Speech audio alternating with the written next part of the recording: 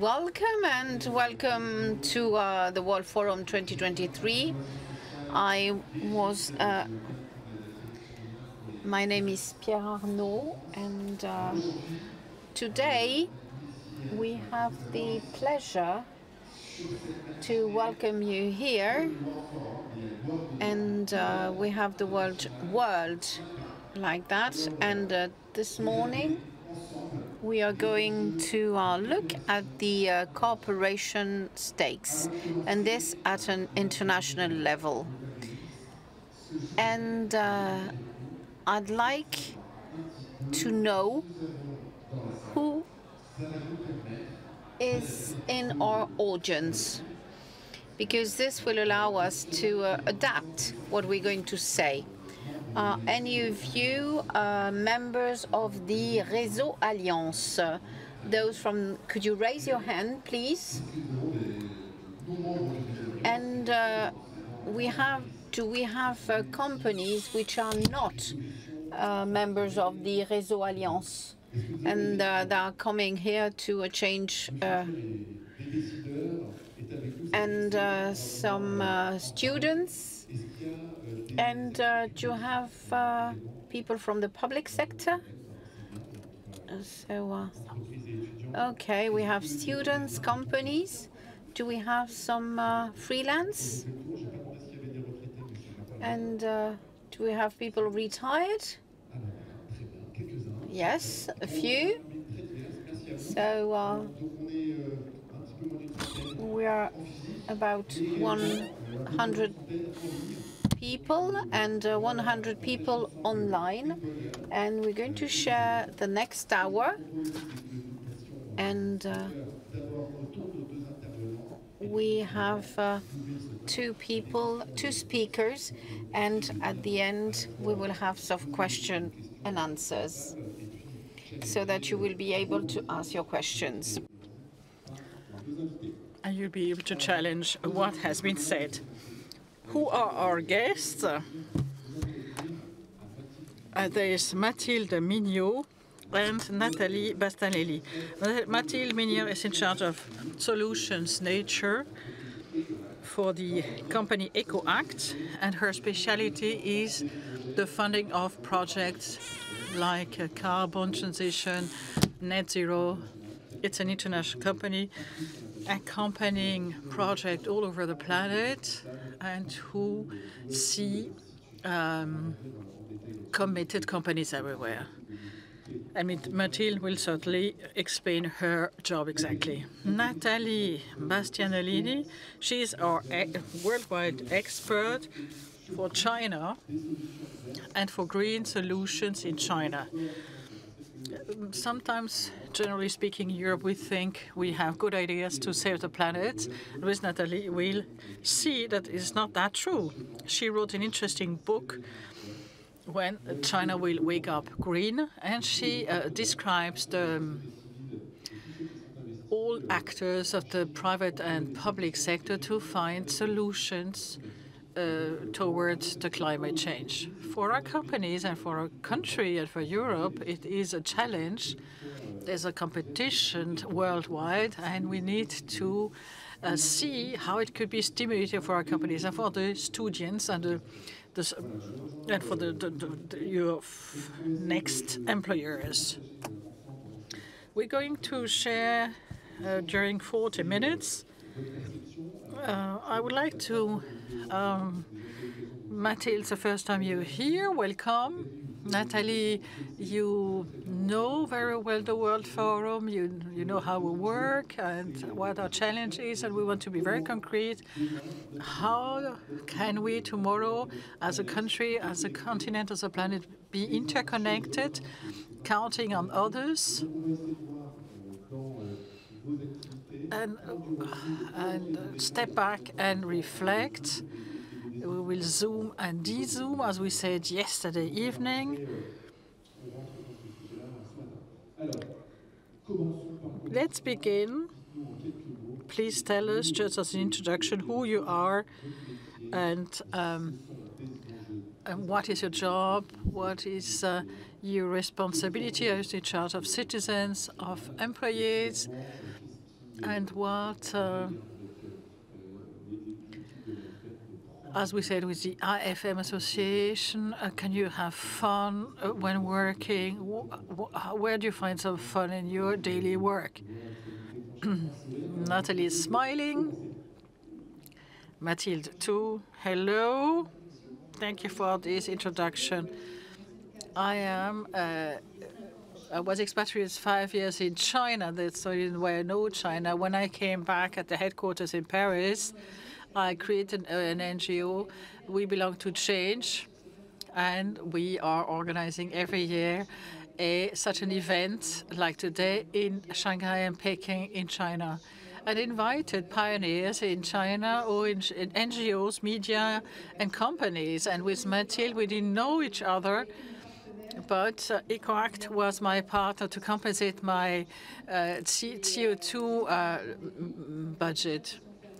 Just before the pandemic, I wrote in a book about the people I know who are committed, the civil society in China. Nobody talks about it. Everyone focalizes on the Communist Party and the public sector, but there are a lot of people behind it, and I want to speak about those people. The China is awakening and is becoming green. It is very quick in the world. It's very surprising to be witnessing this. Thank you very much. So it's existing solutions, and it's going to be very inspiring. Thank you very much. You've been a CEO too. You're with us today. Thank you very much for your presence here. Mathilde, what are the solutions based on nature? Hello. Thank you, Pierre. EcoAct globally is a consulting company. It's French, created 2005. It belongs to Schneider Electric. We are an agency that is French. We worked in New York and in London. We accompany North American and European companies. Our objective is to accompany those companies in order to achieve zero net emissions. The objective is set by the UN. It's been discussed during the COP, like in the COP 28 next week. And we are checking for each company how can we achieve to have none or very few impacts on the environment until 2050. This is the urgency we face. We need to find the right solutions. This is the framework where we accompany the companies to reduce their emissions and to reflect and invest beyond their own activity, but around the value chain. This is where I intervene, everything beyond their value chain, in order to fight against climate change in France and internationally. This is why we support projects in China and we work with We Belong. Thank you, Mathilde. Sometimes we have the feeling that we do something in our company and that's enough. I decarbonated my headquarters, that's it. You can go much further. In the companies you see, what is the starting point? And the starting point of the people you met. So for the companies you meet first, what is the starting point? Is it a person who wakes up in the morning and says, I have a great idea? Or who says we need to stop and decarbonize? How does it happen? And for the public here, for the students, what is making that companies are moving and looking for you? It's an excellent question because this motivation has evolved over time. Before, it was more entrepreneurs and CEOs who had a vision. They wanted to decarbonize and were very ambitious and ahead of everybody else. However, their investments were made. Companies want to see their impact on the environment, there was a starting point. It was the Paris Agreement 2015. France was at the heart of this subject, and we invited around the COP and the regulatory issues, invited the private sector around the panel. Therefore, the IPCC says we cannot act without the companies. There are a lot of laws. It's interesting to see. We need to go beyond. These laws are not enough to fight climate change. The commitment of the government, COP, is very critical. It's too slow. We are facing an urgency. The companies are looking at the law, the legislation. This is motivating them, but then there is a social pressure to see the role of the companies on climate change. There has been, well, we have more and more media actions on climate change. This pressure today comes from the civil sector, civil society, like Greta Thunberg in the flight sector. Legislation came from the flight scam, and therefore the civil society motivates the CEOs, who are citizens like us, to integrate these notions in their business. So I'd say it is the legislation, but even more important, the civil society is pushing for change. It's not only a pressure. There are also CEOs very much engaged and committed since years and who want to go beyond, because the link between the science and the private world becomes clearer and provides solutions like science-based targets which are applicable in the world, the universe of the companies. So we have the problem of the SBTIs, we have the question of the indicators, the question of the legislation, the place of the citizens, the activists within or outside the company. So we will check all these different components and we'll discuss with the public. Let me come back to the first part of your topic, the reglementation. Like, for instance, the sustainable reporting, the CBCR. And what we can do today is not only to watch what happens in France, but to watch another country that shows a completely different strategy than we did. We're going to speak about China, Nathalie. I would like to do a little inquest in the room. Are there participants who had the opportunity to travel to China? So we do have 50 people around, 50 people who went to China already. So it gives some impression. Nathalie, the Chinese approach of the constraint and the link to the company, there is a pressure, naming and shaming of the companies. How does it work in China in comparison to in France situation? Do you see a difference? Is it something that we could apply in France, or are these two different ways of acting and we could just extract some elements? Thank you very much. As Mathilde said, the social pressure 10 years ago in Peking, the inhabitants in northern China had the apocalypse. This is what Chinese newspapers said, because there was such a smoke that you couldn't see a meter. When you put your arm straight, you couldn't see your fingers. Airports were closed, the companies closed, the school closed, everything shut down. It was dramatic. The hospitals were full of people. It was a deadly pollution. Water was polluted, the soil, and this led 200,000 demonstrations, So the government acted and reacted very quickly because their own family was affected. And Liu Keqiang, the prime minister at the time, declared war to pollution. And this is where they invested $100 billion a year just on renewable energy. And then, among others, just to give you, to set the scene, there is a law, a legislation, but it's interesting to understand what happens in China, because in solar energy, China became 71% of the solar energy worldwide, and it was only 2.5% earlier.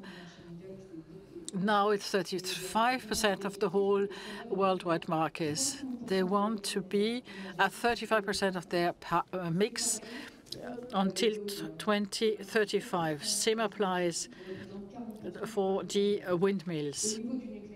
For the nuclear, it is 5% of the power supply in China. They want to double it. They are building 7 to 8 nuclear plants for the next 10 years, and they will be only at 10% of their power supply. I could give another figure, because it's always huge figures when it comes from China. They had 20 hydraulic dams. They have 20,000 today. They built one a day, 60 years long. And then there is the big wall, the green wall, which they are implanting. 60 billion trees in the northern region in order to fight against the Gobi Desert increase. Last year, for instance, they had the biggest heat wave and the longest. The rivers were dry. There were forest fire, floods with deadly consequences. They had recorded high temperature, and it was the third strongest rains since 1,000 years. So we see that extreme conditions are existent by the population, by the companies. So in order to come back to the world of companies now, the government set rules and sanctions. You are obliged to publish your CO2 emissions and the quality of water, wastewater. There are internet websites, and the public can check, they can survey and control. And if the ratio are not being respected, they can call via hotline and pinpoint the company. And the local government has the obligation to answer within 3 weeks. Today, Xi Jinping, who set very ambitious, is a president, set very ambitious goals. He gave 3 main objectives to the local government. It's a country, but it's a continent, very complex to manage. They have 3 objectives.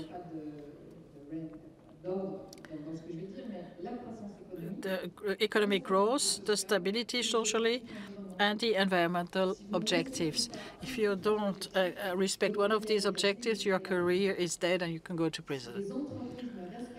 If the companies do not respect this new framework, legal framework, if you're responsible for a pollution impacting a death, you have the capital sentence. Before, when a company was polluting, they had to pay very few. They prefer to play rather than changing their industry.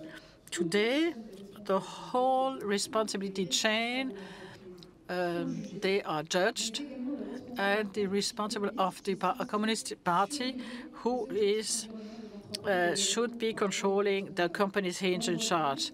So there is a real pressure, and everybody is very much committed in participating in this green transition.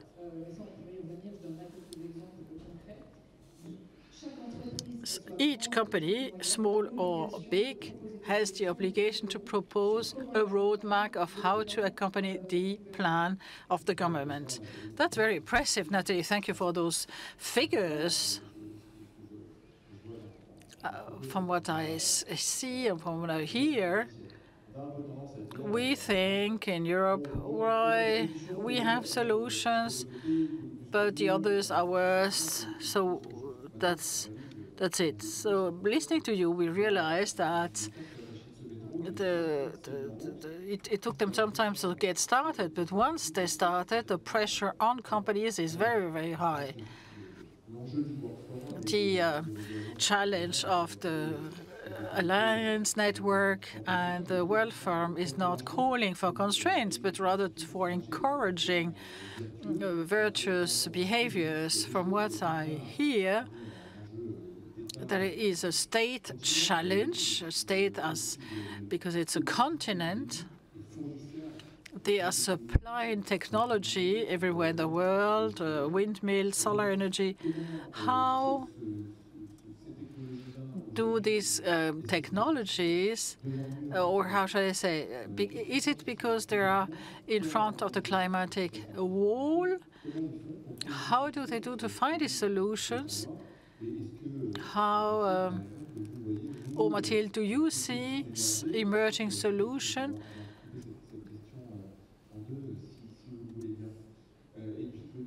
And second challenge, you spoke about floods and rains in China. All the countries today are being confronted to these subjects. The Hauts-de-France too. We know that here nearby there have been heavy floods and people are without power supply and the houses are flooded. The question is, in China, the climatic catastrophe launched a change. Can it help us to act? It's a question to both of you. If you see solutions because you move around.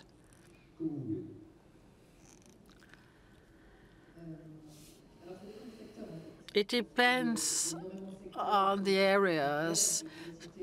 We could speak about the collaborative economy. It's very much supported by the Chinese government because there are fewer cars, shared bicycles.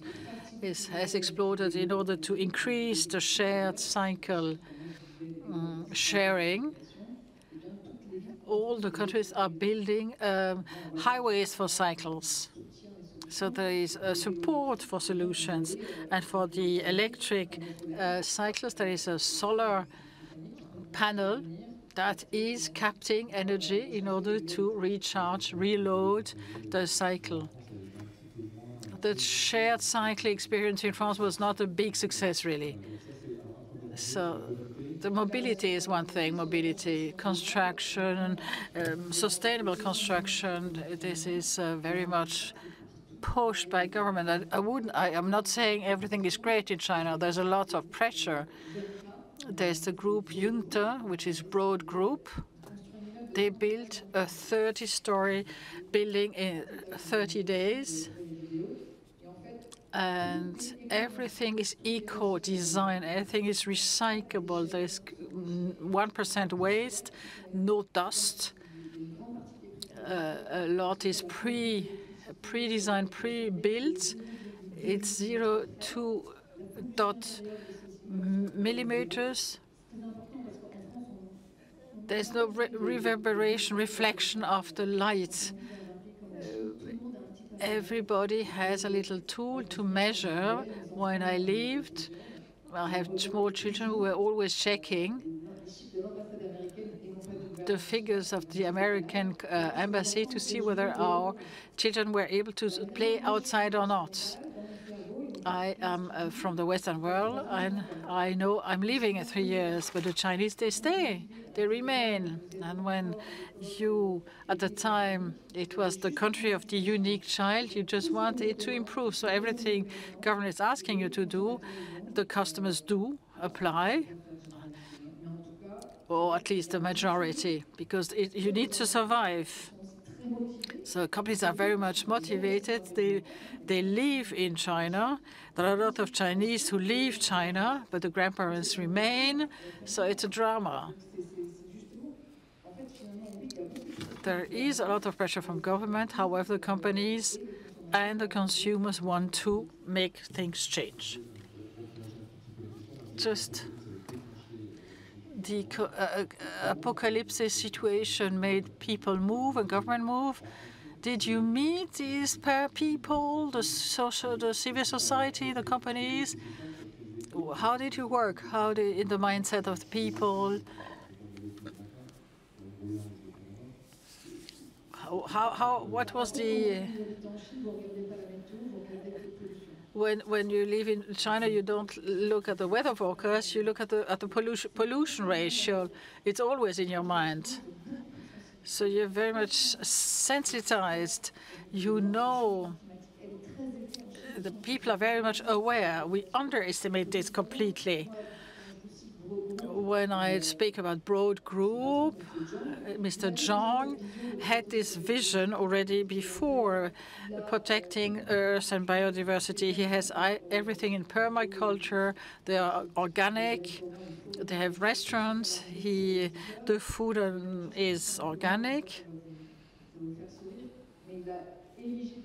He has bronze statues for Einstein and for the philosophers, Martin Luther King, and he made a brochure, Immortal Wisdom, and he gives it to the visitors.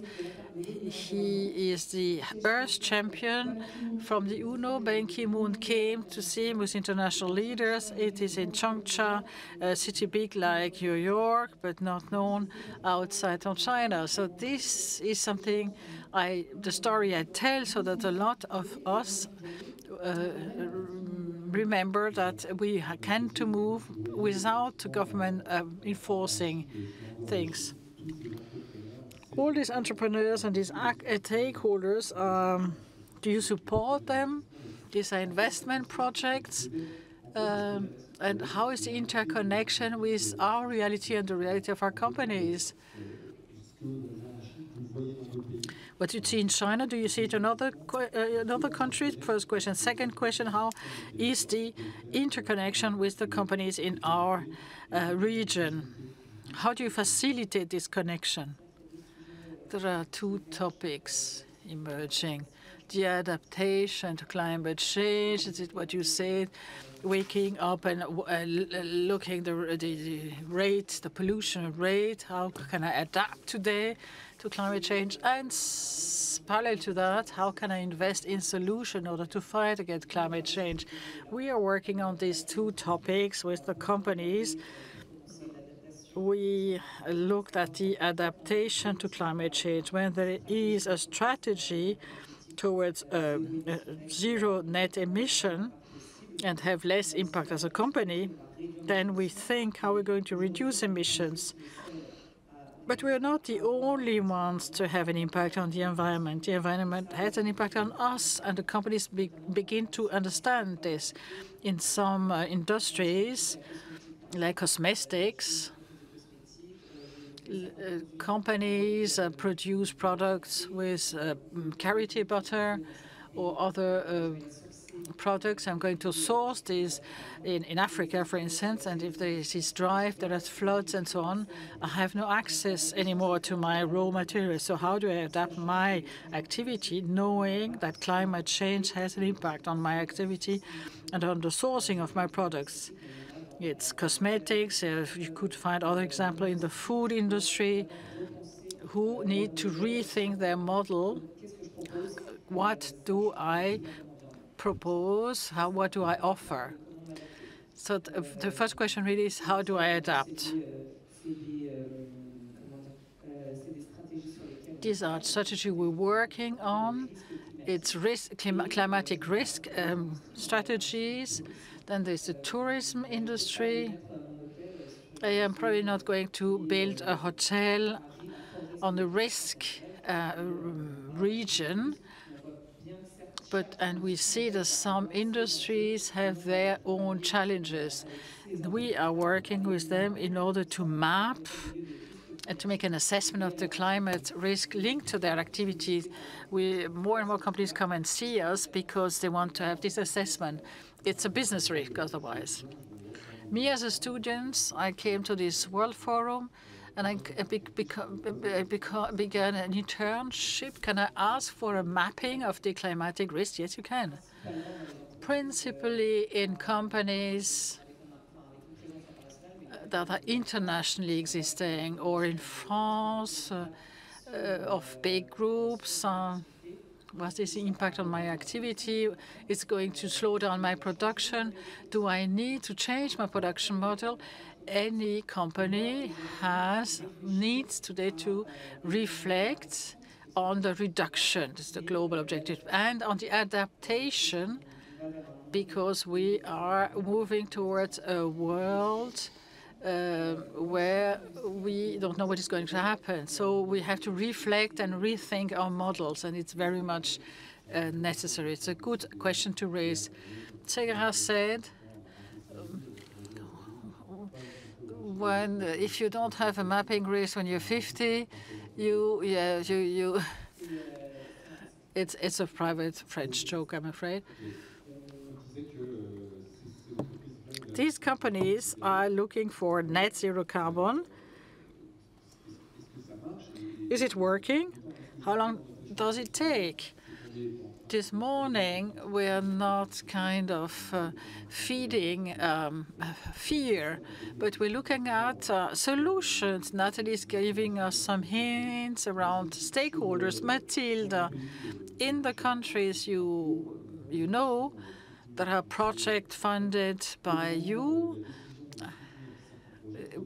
how do you take the decision? How do you make the decision how do you choose the project you're going to fund?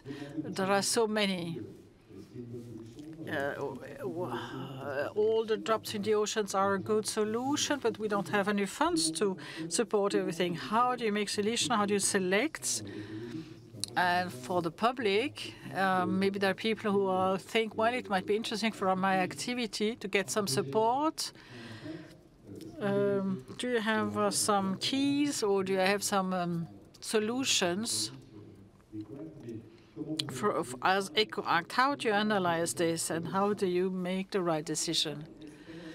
It's not easy. It's not magic. It's a reflection we have with each company.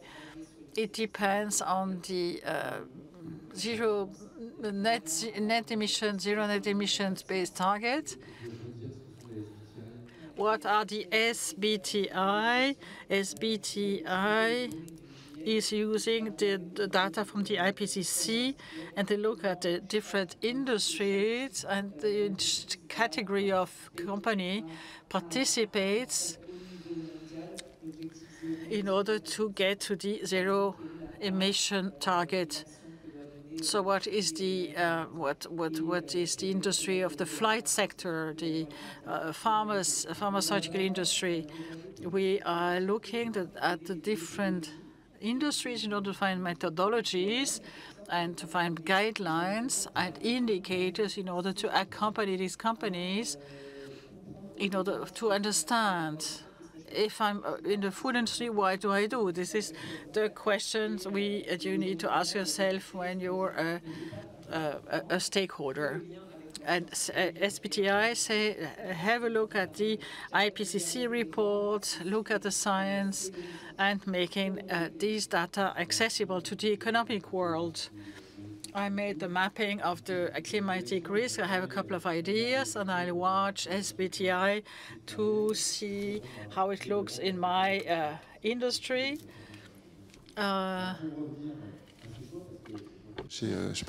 So to come back to those choices, what do you do to make the choice between the different projects that have the largest impact?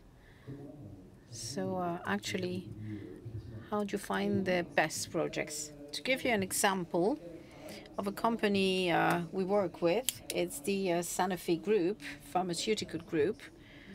We know what they do. They produce medicines.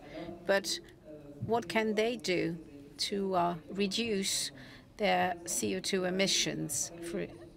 And we're going to work on that. They actually, we're going to make an analysis of the life cycles of their products.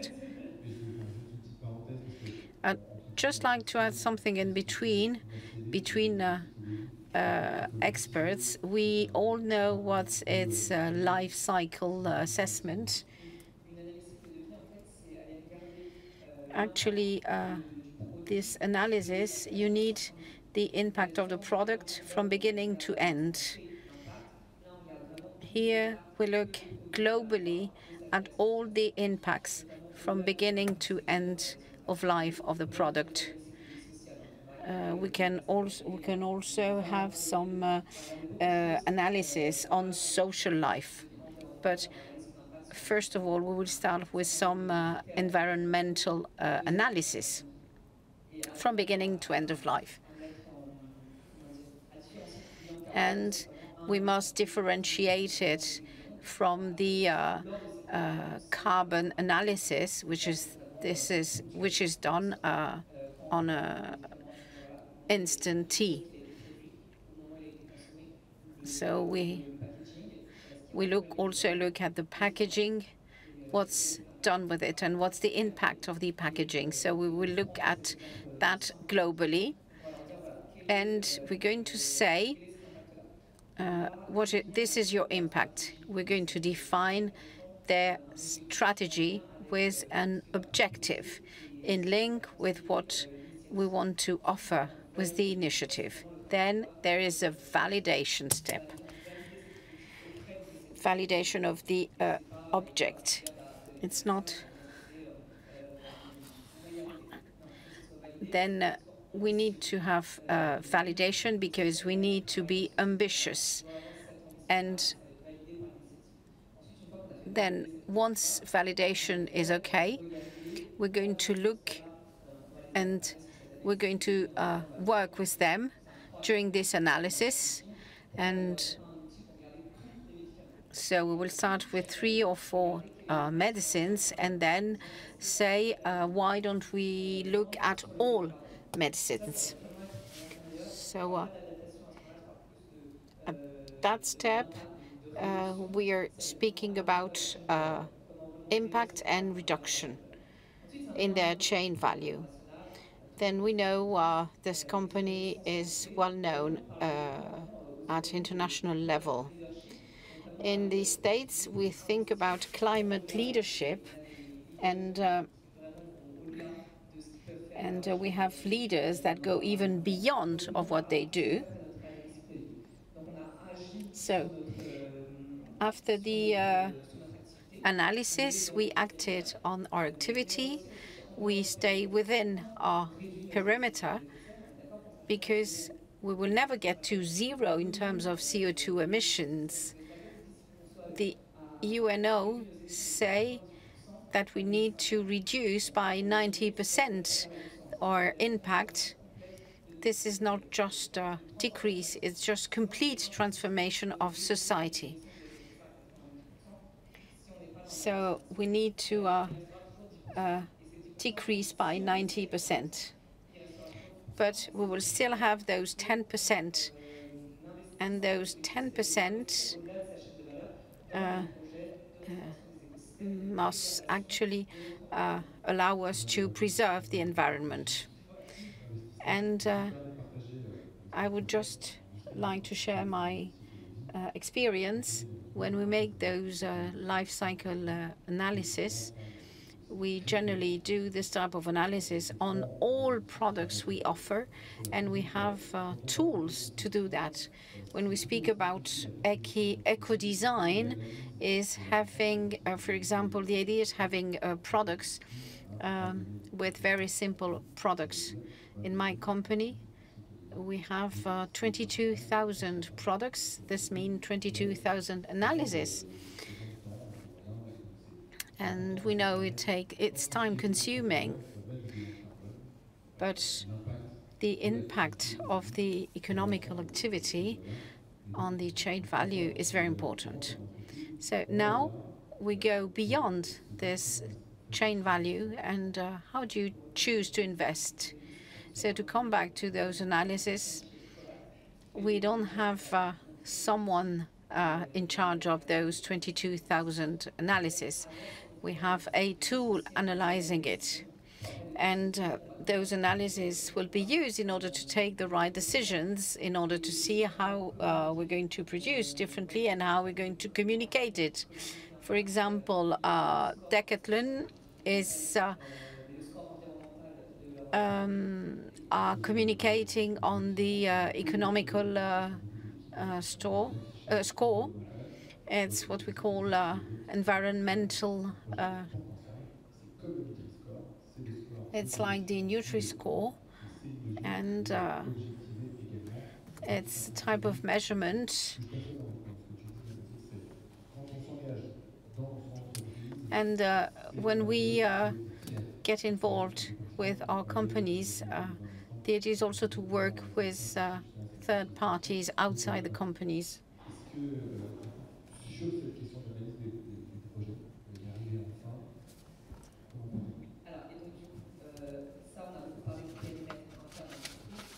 And with the emissions, we can't reduce or that need time to be reduced. And we know we are in emergency state, but we know that we need to have, for example, if we take the example of Canada, last summer they lost about 12,000 hectares. Well, the idea is to say we can't wait for this transition. So we need to invest outside the value chain in order to preserve biodiversity and ecosystems. And we started working 15 years ago on that type of projects. And I have different experts on forests, soil, oceans, etc. And we have a methodology to preserve all the different aspects of the Mediterranean Sea. In France, we hope to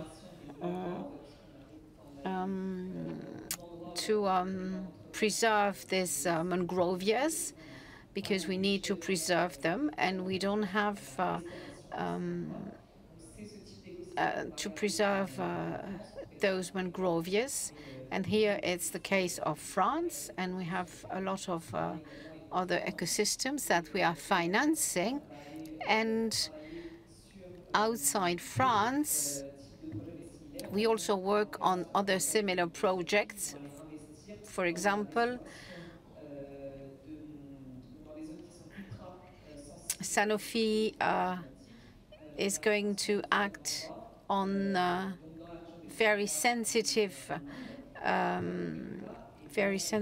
regions, for example, near Calcutta, where mangroves are not protected, and mangroves are a protection for the coast. So this is just one example, but we have an analysis that will help us to identify new projects at international level. And even there, we work with third parties. And we're going to look at the quality of that type of projects. And it's just like investing in an NGO. We're going to offer and decide to work on some projects. And we will try to reduce the CO2 emissions in order to preserve forest. And we're going to audit this type of project. Our teams are going on the field in order to, and we work with local authorities, and also we have this local stakeholder consultation. And this is the type of project we're going to develop on the of projects. And we have other examples in Kenya where we distribute some types of oven some types of oven that actually avoid using too much wood.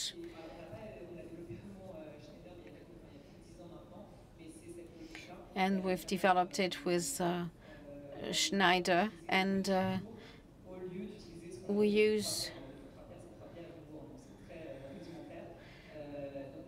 small ovens instead of using the oven made of stones. And in Kenya, it's women that are going to cook, and actually they inhale all the smoke from this oven. We offer very basic solutions, and we heard quite a lot that in the news.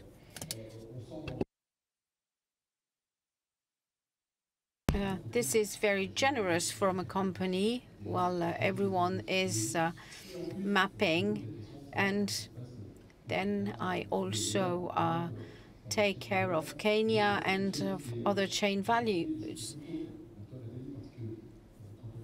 And Nathalie, when we speak about China, we also speak about global chain values. And we know that China is consuming many of them for its own consumption. And if we look at China, do you see a strategy that could allow to take care of these chain values? Because sometimes we might have some industries that consume a lot of energy. So from your experience in China, what kind of projects could be inspiring? Well, this exists in China too, and people can also go and take part with NGOs to take part in the projects. And even the army is are going to work on projects in order to avoid deforestation.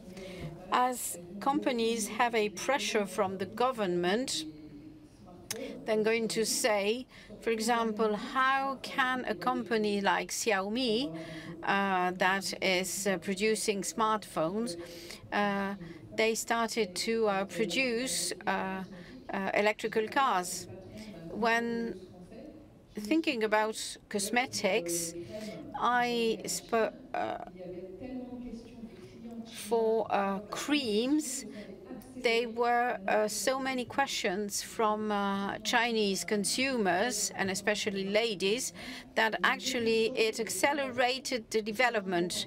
So European brands had to adapt in terms of components.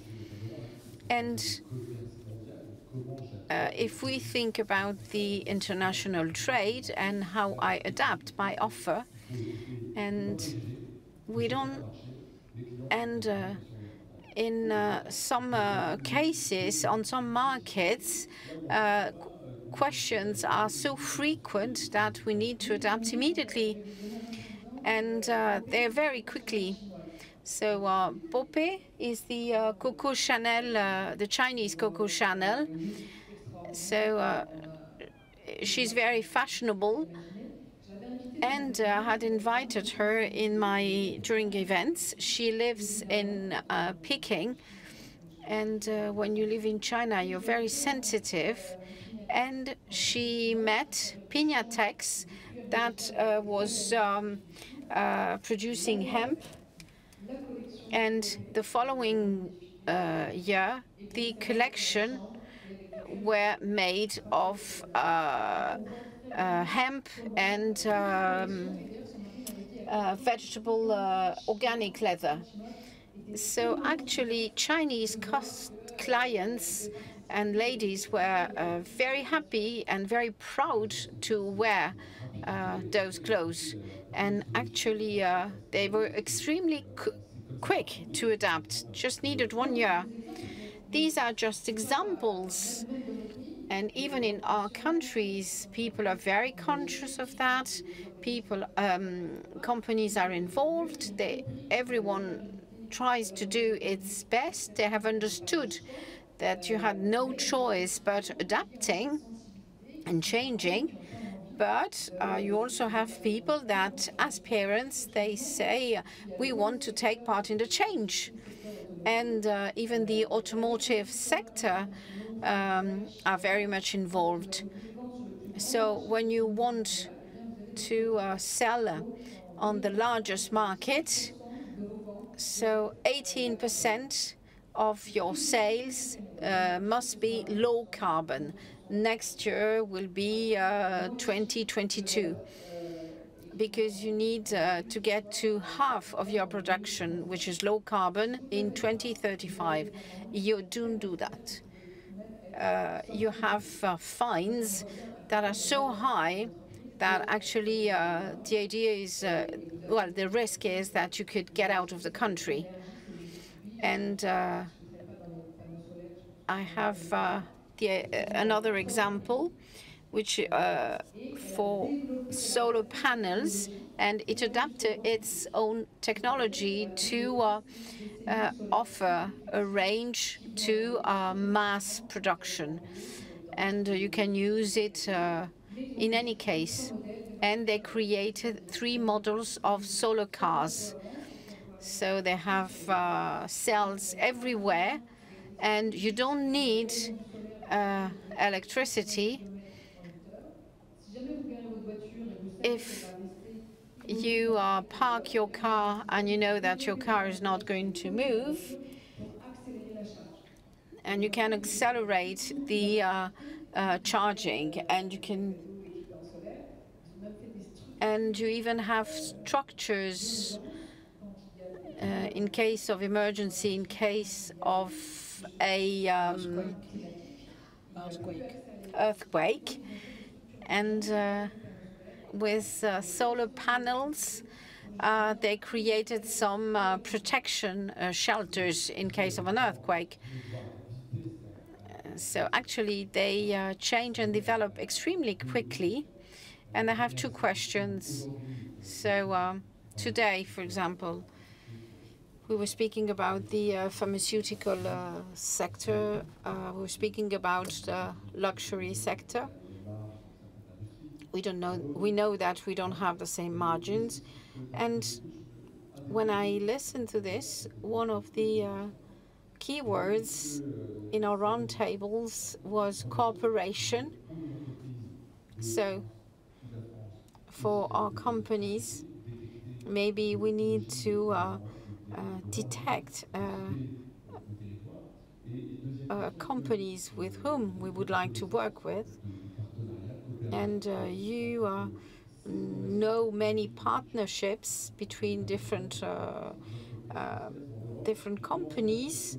And how is this partnership going on? Because is there competition about innovation, new technologies? So do you see ways and sites where people can meet in order to have more cooperation than competition? Well, China is extremely open to any type of cooperation that will allow them to accelerate their cooperation. We all know they have very high taxes, and generally China is well known to take technology and duplicate it. It already happened very often, and for example in Airbus, etc. But now, with the objectives set by the government when the Chinese president announced at the UNO announced its plan for 2030 and 2060, and neutrality by 2060. That created panic in China on experts, everyone, company owners, etc. And people said, how can we deal with that? And this led to a lot of international or national cooperation. And we have Phyto Restore, which is very well known in China, and they're so well known. And actually, the owner of the company is a teacher in the government university in Shanghai. So China is just taking just any advantage in any solution. Well, if we think about France, where can we find those solutions? And how did you manage? Because you had a forum where you're speaking French, English, Chinese. Well, I met with them, we spoke, we analyzed what they were doing, and why my forum has very little means was seen 4 billion times, because actually in my forum I have half foreign people and half Chinese people. So there was some prideness of communicating about their innovation, and the Chinese government wants its people to be proud, and but Chinese people also like very much what's happening abroad. So when I invited that company that is creating those kind of bubbles of water with algae in order to avoid water, and actually those bubbles of water, you can just swallow them.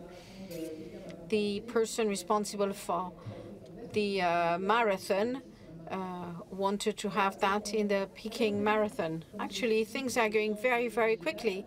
Just, I was saying, with hemp, just in 1 year, they make an enormous change. So one last question for Mathilde. I'm a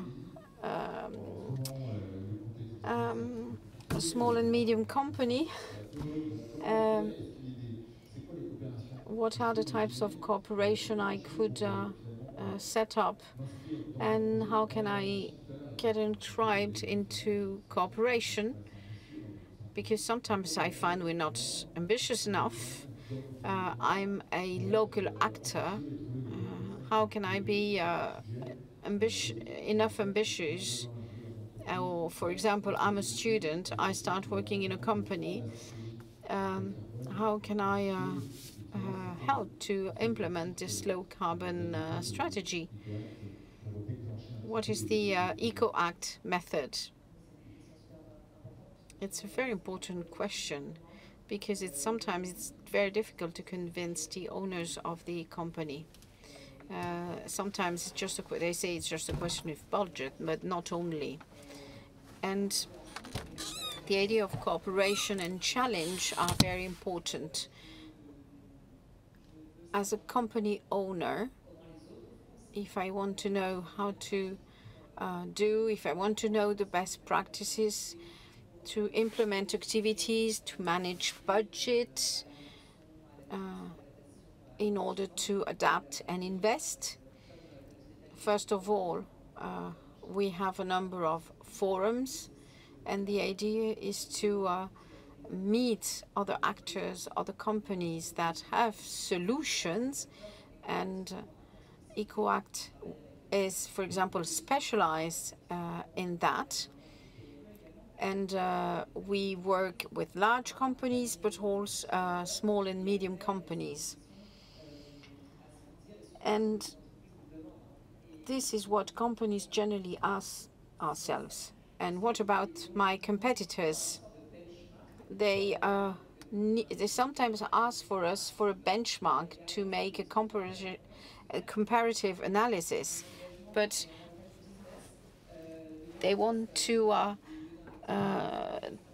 take advantage for an advantage business. For example, I'll give you an example of La Poste, which is the mail company, because they're very much engaged in many projects, and notably in Kenya. And to select the projects they're going to be involved in, we had asked the postman to vote. And this was very useful to them because they got well known and they knew, they were able to communicate about the involvement of their company and their postman. So this company has a lot of competitors, and competitors do the same. DHL did more or less about the same. And for some, it's a kind of a common challenge that puts the stakes, which becomes very ambition. So it's it's a kind of competitive advantage on the environment. And a last example, when the CEO of Patagonia said that all the benefits are going to be given and granted to some projects. I don't know what happened in the competition. And when you are in the Hauts-de-France, maybe it's not so useful to go to China. In my forum, it's consume locally, consume better. But the idea is stay anyway, sticking to the market. And, well, of course, Chinese market, it's very attractive, but we know it has a cost. Producing in China and making people consuming in China, it has a cost. But maybe we need to change our mindset. And to finish, and sometimes we say it's a question of budget, but maybe we need to go step by step. Companies with 100 employees, they will start with one product and then one by one. So thank you, Nathalie. Thank you, Mathilde. So we don't have 100,000 postmen, but we have a number of people in the audience. Maybe if you want to make a comment, but maybe if you need the advice from the people of the round table. So I see some of you raising their hands. Can I give you the microphone?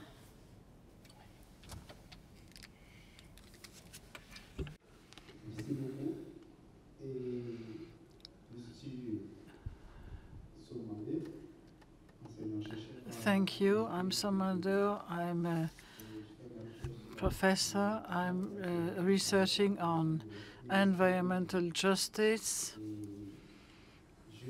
in Lille.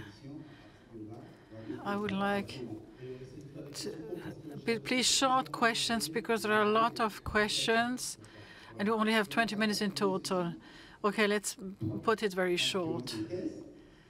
My PhD, Macron, the president, was in 3 countries, Gabon and the 2 Congos, in order to readjust his cooperation policy by focalizing on protected areas of the Congo River.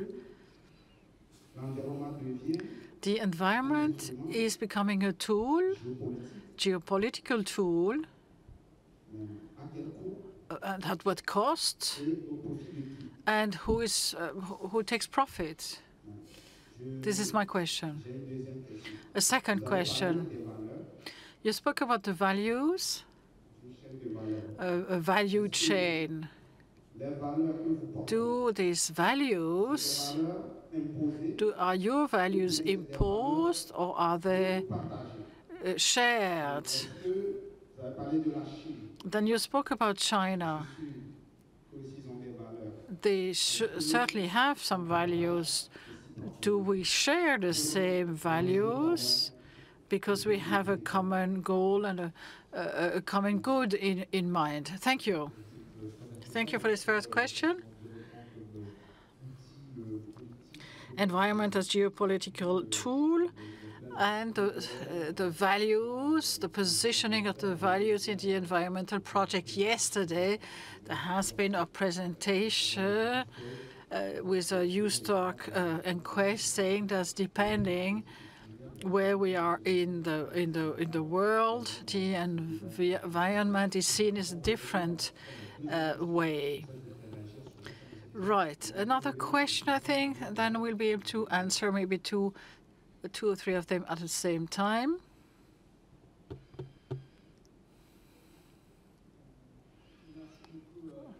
Thank you for your inputs. I have a question to Mrs. Casanino. China and the Chinese population, the government, are more conscious about their challenges within their boundaries, but we know that Chinese companies invest a lot outside in extracting raw material, especially in Africa. Is the Chinese population, the companies, aware? Do they have solutions in order to react to? Right, so that's part of the questions we had around the value chain. That's interesting. It's a very interesting idea, right? Three subjects. Nathalie, this question is rather for you, I guess, and it enables us to go back to the political question. The program Belt and Road that was launched by the Chinese president, he wanted to develop a lot of infrastructure inside of these boundaries. He engaged himself in order to become a green program and in order not to build any coal factories outside its boundaries. So we feel there is an international pressure on the Chinese government in order to improve, and they react accordingly. With regard to Africa, China, there are probably African decision maker who are asking China to do so. So this is the key question. Before they were cooperating with Europe, and now they're cooperating with China.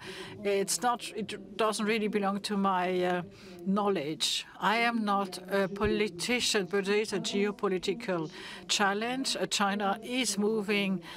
They are acting in the international organization. There are subsidies, and they pay subsidies on biodiversity, but it gives them some power in these organizations too. I open a parenthesis, they financed the health organization so much that when it was important to stop the pandemic, that the International Health Organization was not able to react because there was such pressure from China. They had such a financial power that the organization, the OMS, was not able to react. I'm not sure everybody will agree with me on this subject. It's a bit tricky.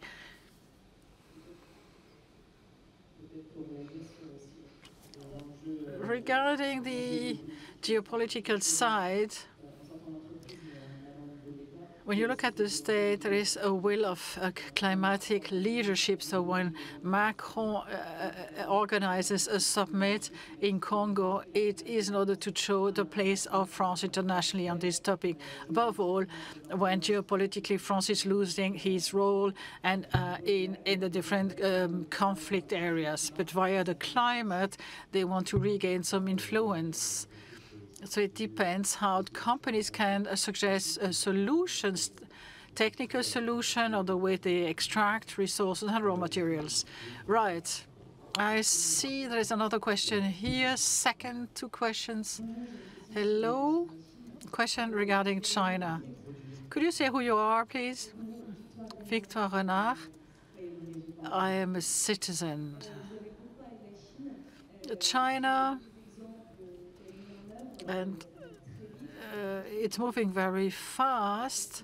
And I got to experience that it was a model to follow. Personally, I studied environmental subjects during a year in China. It was not, I do not have the same impression. How can you explain that China seems to be a good example and the Western world is seeing China as the biggest polluter? 7, 8 years ago, I went to a green city with electric cars, but fed by a coal factory. My impression was rather greenwashing. The value chain was not there. I need more information to understand what you say. Absolutely, China says that 60% of their mix coming from coal. They engaged and they wanted to decrease this part. Therefore, they invest a lot massively in renewable energy and the nuclear industry in order to decrease the coal industry, because all I say in my book is sourced. I haven't met anybody who was questioning what I'm writing. It gives an actual reality of what China is doing in order to change their model. Certainly, there is a lot of things that need to be changed. I don't travel to China anymore, and they tell me that there is still a lot of pollution. One of our friends lives in Shanghai, and she did not continue depolluting in her flat. She's French, because she says there's such beautiful weather. We see the blue sky because it improved a lot. The most polluted cities 10 years ago were Chinese, and now they're Indian. So the results, you can feel them, you can touch them. You see less pollution in the cities because this transition is already bringing some effects. So if you look and you check the result of the policy, you can find this information very easily. Thank you, Nathalie. The Chinese are the first. They're very much satisfied to see how much it improved. A question? Thank you very much. It is full of hope. It's really positive. And the same side, it seems to be almost too ideal. Therefore, I'm asking myself how, in such a pressurizing environment, how can China develop? You're talking about shine. The company Shine, just to explain, the company Shine is a textile Chinese association. They are kind of distributing very, very cheap textile in Europe.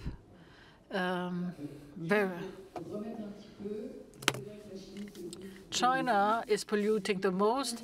If you have 1.4 billion inhabitants in Europe or in the United States, the numbers, the figures will be dramatic too.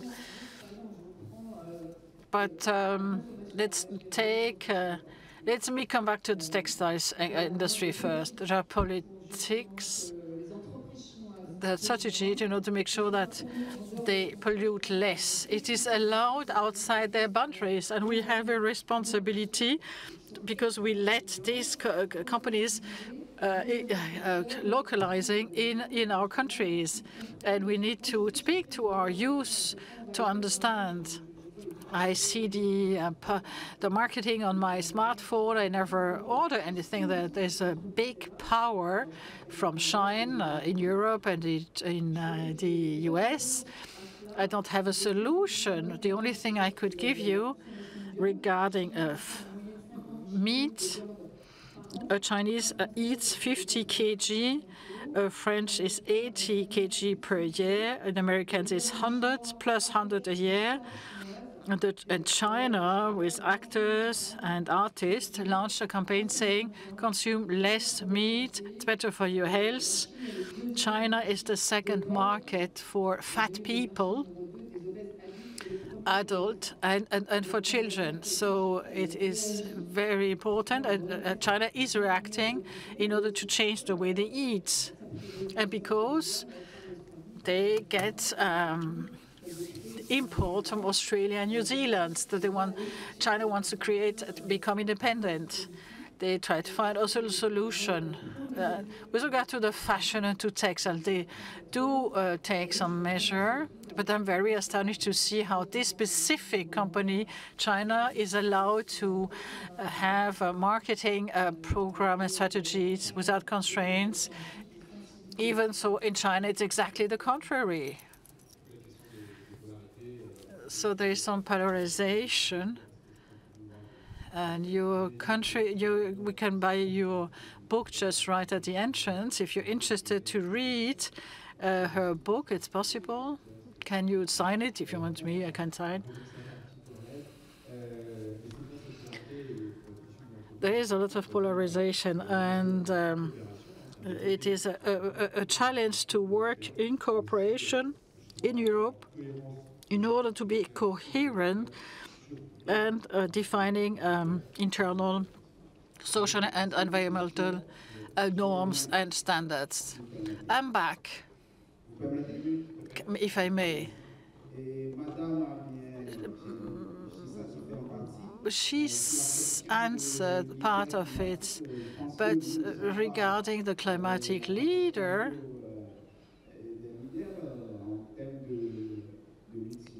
in the Western world will not lead us, because when I came here in this area, which I know very well,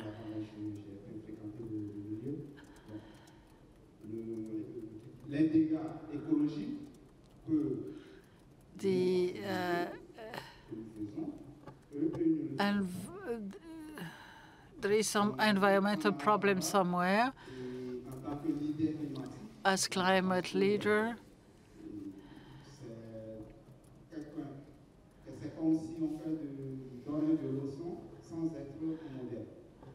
it's like giving lessons without being a model. What is your question? It's not a question, it's just a remark, because I'm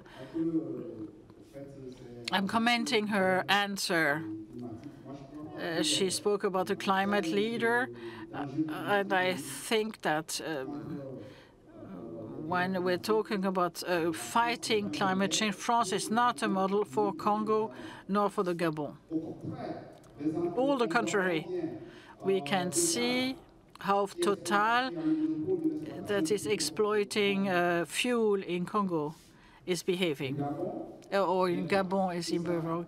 The environmental impact on the local inhabitants who are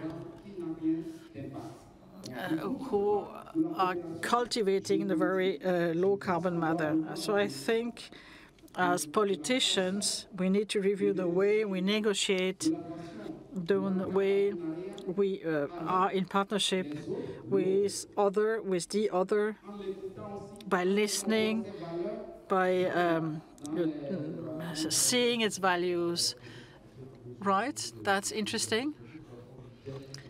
Is there another question? And then we close the question and answer round. Here's a question. Thank you. Last opportunity. I wanted to...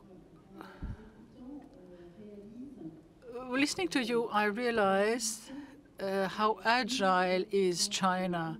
Because when the government decides and sets an objective, an ambition, there's something like a big mechanism starting, and it's very quick.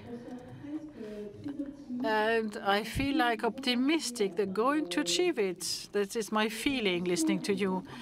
And there seems to be a little bit more inertia in our activities in our France, in Europe. How is this agility, this dynamic? How does it happen? Because between the government and it's top-down, isn't it? So throughout the whole chain, there is agility, dynamic, and rapidity. Last question is rather this. It's the same question, really. We have Europe, United States, and China, and we are still kind of discussing among each others, and we're trying to save our own country. But it's a question that has been raised already around the power. Right, last question, and then we'll conclude. And we are looking for food for thoughts before we sum up here and leave optimistic and committed. Thank you. I have a last question. I'm here with students. I work at ICAP in Lille. I'm professor. There is an ecological dictatorship. Is it not what you described? Is it not the beginning of an ecological dictatorship? I didn't speak about social rights, but human rights. I have terrible stories to tell. Chinese are afraid. The regime is really hard, became much more authoritarian since Xi Jinping. They are very happy about what happens, ecologically speaking, about the decision that are going in the right direction. That's great. However, in parallel to that, when you're a CEO, I'm Western, because the Chinese wouldn't speak like this. They wouldn't they wouldn't dare to speak. Some decided to shut down their company because they were not sure to really respect what government was asking. They didn't want to go to jail, because you might have any communistic party popping up and sending you to jail. And sometimes there is a Communist Party representative, even in smaller SMEs. Without China, we cannot get there. It gives us some hope. However, I didn't speak about Taiwan, the Uyghurs, Hong Kong. It's not subject today. It is a regime that is from far away. You can think, well, why not? It doesn't look so bad in a authoritarian country in order to change the parameters. But it's because I live in France and I'm European and I'm not Chinese. I can't speak like this. There are a lot of Chinese who would dream to have more availability, more freedom of speech. But the results are there. Yes, that's right. Once the roadmap is sent by the government, it's done. There's a lot of corruption. But if you're caught corrupted, corruption is sinking. So it's up to you to show, as European and French, that our democratic model allows to go further. It's up to us. Mathilde? Thank you to all of you. It is really very interesting to discuss around China, because we're working on Southeast Asia. There is the influence of China, strong influence, and we are thinking, reflecting, like in Cambodia, we need the army to preserve the woods, the forests, because the trees are being cut, and we know who does that. Or they're burning part of the jungles to build extraordinary hotel. There are client customers who are very dynamic, and therefore in the region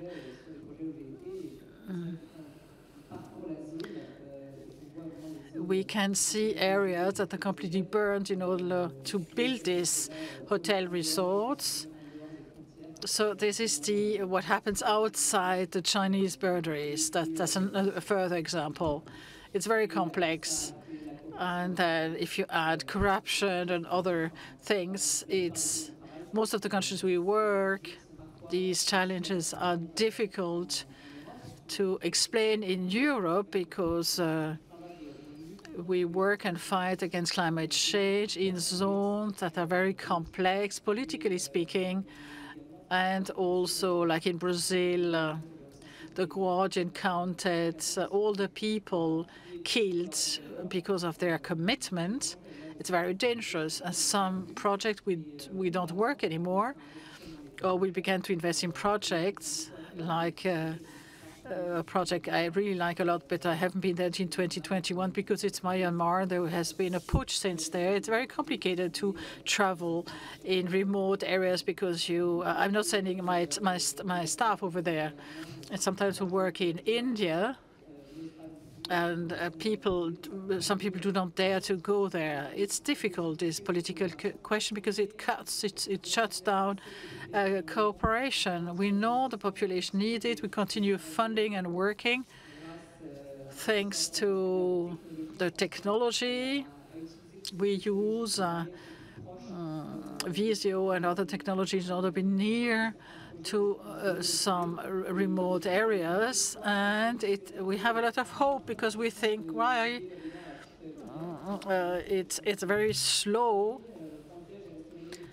I restored 1,000 hectares, but then there are 12 million burning. However, if we focalize on these projects, the benefits, the objectives of the UN, the local contributions, yes, a lot of things are burning. Yes, we lose a lot of biodiversity. However, let's not stop because we see the benefits elsewhere. Nathalie is very near to China, has seen a lot of positive impact, and our project, we are very near. And we see the details. We see the positive impact for the population in terms of biodiversity. This is why we like to go to work every day. We keep hope. Thank you very much, Mathilde. Thank you to all of you. I would say as a conclusion, the challenge is high. There is a high potential cooperation, even though it's not simple. I see this in my own companies. There is a high economic challenge. Here in Lille, there's a big study from the Lille University for Sustainable Business Model, how companies can work on this value chain and find the right solution. This is going to be published in the next months. Thank you very much, Nathalie and Mathilde. Thank you to the participants. And I wish you still a good work forum ahead. Thank you very much.